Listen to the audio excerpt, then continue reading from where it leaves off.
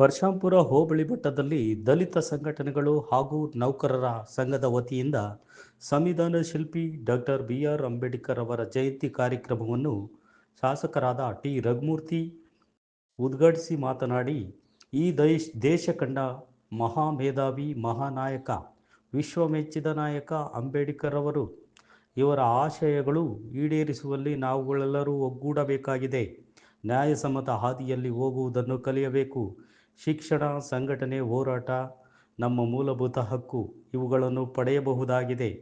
ಅಂಬೇಡ್ಕರ್ ಬರೆದಂಥ ಸಂವಿಧಾನದ ಅಡಿಯಲ್ಲಿ ದೇಶದ ಎಲ್ಲ ಪ್ರಜೆಗಳು ಸಮಾನವಾದ ಹಕ್ಕನ್ನು ಕೊಟ್ಟು ಜಾರಿ ಮಾಡಿದ ಮಹಾನಾಯಕ.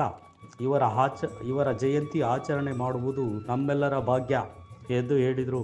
ಈ ಸಂದರ್ಭದಲ್ಲಿ ಗ್ಯಾರಂಟಿ ಸಮಿತಿ ಸದಸ್ಯರಾದ ಚನ್ನಕೇಶವ, ಬಸವರಾಜ್, ಗ್ರಾಮ ಪಂಚಾಯಿತಿ ಅಧ್ಯಕ್ಷರಾದ ರುದ್ರೇಶ್, ಉಪಾಧ್ಯಕ್ಷರು ಹಾಗೂ ಸದಸ್ಯರಾದ ಜಗಳೂರು ಸ್ವಾಮಿ, ಓಬಳೇಶ್, ಅನಿತಮ್ಮ, ಲಕ್ಷ್ಮೀದೇವಿ, ನಾಗಭೂಷಣ್, ಮುಖಂಡರಾದ ಕೃಷ್ಣಪ್ಪ, ಪೆದ್ದಯ್ಯ, ಜಯವೀರಾಚಾರಿ, ಗುಜ್ಜರಪ್ಪ, ಕರಿಯಣ್ಣ, ದಲಿತ ಮುಖಂಡರು, ಇತರರು, ಸಾರ್ವಜನಿಕರು ಈ ಒಂದು ಕಾರ್ಯಕ್ರಮದಲ್ಲಿ ಇದ್ದರು.